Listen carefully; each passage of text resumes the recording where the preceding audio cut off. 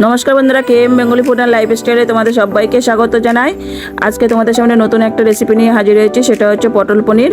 আর পটল পনির এইভাবে একবার বাড়িতে বানিয়ে খেয়ে দেখবে, জমে যাবে। প্রথমে আমি কড়াইতে তেল দিয়ে দিয়েছি, তেলটা ভালো করে গরম করে নেব। তেলটা ধোঁয়া উঠে গেছে, তেলটা ভালোভাবে গরম হয়ে গেছে। এবার পনিরগুলো আমি দিয়ে দেবো। আমি পনির এখানে 250 গ্রাম পনির নিয়েছি। পনিরগুলো দাগ দাগ করে ভেজে নেব। দেখো পনিরগুলো সুন্দর করে আমরা উল্টে পাল্টে ভালো করে ভেজে নিচ্ছি। পনির ভেজে নেওয়া হয়ে গেছে, এবার আমরা পনিরগুলো তুলে নেব। আমি এখানে 250 গ্রাম পনির নিয়েছি, তোমরা চাইলে একটু বেশি পরিমাণে পনির নিয়ে নিতে পারো। তারপরে আমরা ওই তেলের মধ্যে কেটে রেখে দেওয়া ডুমো ডুমো আলুগুলো দিয়ে দেবো। আলুগুলো দিয়ে আমরা ভালো করে ভাজা ভাজা করে নেব। আলু দেওয়ার পরে আমরা এবারে একটু লবণ আর একটু হলুদ দিয়ে দেবো।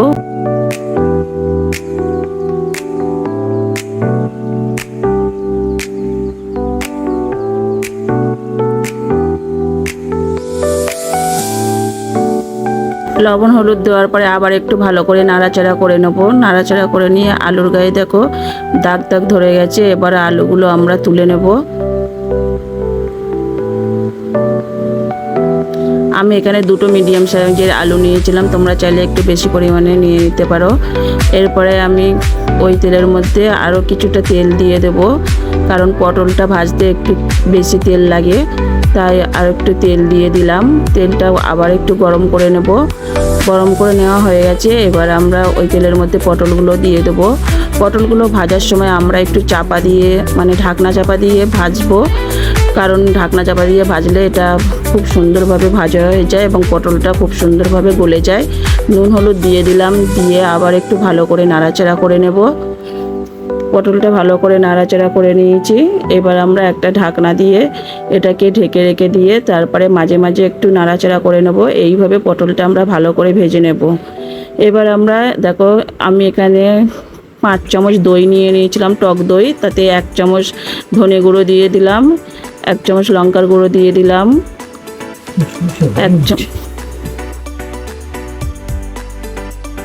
এরপরে 1 চামচ হলুদ গুঁড়ো দিয়ে দিলাম, তারপরে 1 চামচ জিরে মরিচের গুঁড়ো দিয়ে দিলাম। দিয়ে এবার আমরা টক দইটা ভালো করে মশলার সাথে মিশিয়ে নেব। এখানে একটু 5 মিনিট সময় ধরে ভালো করে মশলার সাথে টক দইটা মিশিয়ে নিতে হবে। তারপরে এটা আমার মেশানো হয়ে গেছে। এদিকে পটলটাও আমাদের ভালো করে দাগ দাগ করে ভেজে নেওয়া হয়ে গেছে। দেখো পটলটা খুব সুন্দরভাবে ভেজে নিয়েছি। এবার পটলটা আমরা তুলে নেব। পটলটা তুলে নেওয়ার পরে এবার আমরা একটা তাওয়া বসিয়ে দিলাম। তাওয়াতে আমরা কিছুটা পরিমাণ কাস্তুরি মেথি পাতা নিয়ে নিলাম। এই সময় গ্যাসের ফ্লেমটা লোতে রেখে আমরা কাস্তুরি মেথি পাতাটা ভালো করে মচমচে করে ভেজে নেব। এটা সুন্দর করে ভেজে নেওয়া হয়ে গেছে। এবার আমরা এটা হাত দিয়ে ভালো করে গুঁড়ো করে নেব। গুঁড়ো করে নেওয়া হয়ে গেছে। তারপর দেখো আমি আবার একটা কড়াই বসিয়ে দিলাম। কড়াইতে তেল দিয়ে দিলাম। তেল দিয়ে তারপরে আমি 2টো তেজপাতা কেটে দিয়ে দিলাম, কিছুটা 5 ফোড়নের ফোড়ন দিয়ে দিলাম। তারপরে ভালো করে এটা তেলের সঙ্গে নাড়াচাড়া করে নেব। তারপরে আমি এখানে 2টো মিডিয়াম সাইজের পেঁয়াজ কুচি নিয়েছিলাম, এই পেঁয়াজ কুচোনাগুলো দিয়ে দিলাম। দিয়ে পেঁয়াজটাকে ভালো করে লাল লাল করে ভেজে নেব। পেঁয়াজটাকে সুন্দর করে লাল লাল করে ভেজে নেওয়া হয়ে গেছে। এবার দেখো একটু লবণ দিয়ে দিলাম। লবণটা দিলে পেঁয়াজটা নরম হয়। এখানে আদা রসুন আর কাঁচা লঙ্কা বাটা দিয়ে দিলাম। আদা রসুনের কাঁচা গন্ধ যাওয়া পর্যন্ত এটা ভালো করে আমরা কষিয়ে নিতে থাকবো। ভালো করে নাড়াচাড়া করে কষিয়ে নেওয়া হয়ে গেছে। এবার আমি 2টো টমেটো পেস্ট করে রেখেছিলাম, সেই টমেটোর পেস্টটা দিয়ে দিলাম। পেস্টটা দিয়ে আবার একটু ভালো করে নাড়াচাড়া করে নেব। যতক্ষণ না টমেটোর কাঁচা গন্ধ যায় ততক্ষণ এটা আমরা নাড়াচাড়া করতে থাকবো। দেখো মশলা থেকে তেল ছেড়ে দিয়েছে। এবার আমরা সেই দইয়ের মশলা মেশানো দইটা দিয়ে দিলাম। দইটা দিয়ে আবার একটু ভালো করে নাড়াচাড়া করে নিচ্ছি। এই সময় মশলাটা ভালো করে কষিয়ে নিতে হবে। গ্যাসের আঁচটা একদম মিডিয়াম করে রেখে দিতে হবে, না তো মশলা পুড়ে গিয়ে তেতো হয়ে যেতে পারে। মশলাটা সুন্দর করে কষিয়ে নিয়েছে। আর দেখো এতে থেকে কত সুন্দর তেল ছেড়ে দিয়েছে, তার মানে আমাদের মশলা কষানোটা পারফেক্ট হয়ে গেছে। এবারে কাস্তুরি মেথি পাতাটা দিয়ে দিলাম। দিয়ে এবার আবার একটু নাড়াচাড়া করে নিচ্ছি।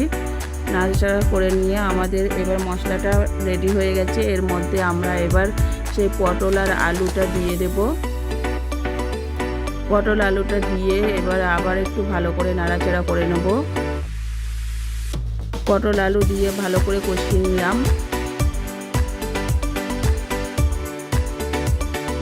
আর দেখো বন্ধুরা কত সুন্দর কষাটাই সুন্দর লাগছে, এটা খেতে কিন্তু আরও অসাধারণ হয়। এবার আমরা পরিমাণ মতো জল দিয়ে দিলাম। জলটা দেওয়ার পরে 10 মিনিটের জন্য আমরা ঢাকনা চাপা দিয়ে রাখলাম। ঢাকনা চাপা দেওয়ার পরে এবার দেখো আমরা খুব সুন্দরভাবে এটা ফুটে গেছে। এবারে সেই পনিরগুলো দিয়ে দেবো। পনিরগুলো দিয়ে আবার একটু ভালো করে নাড়াচাড়া করে নেব।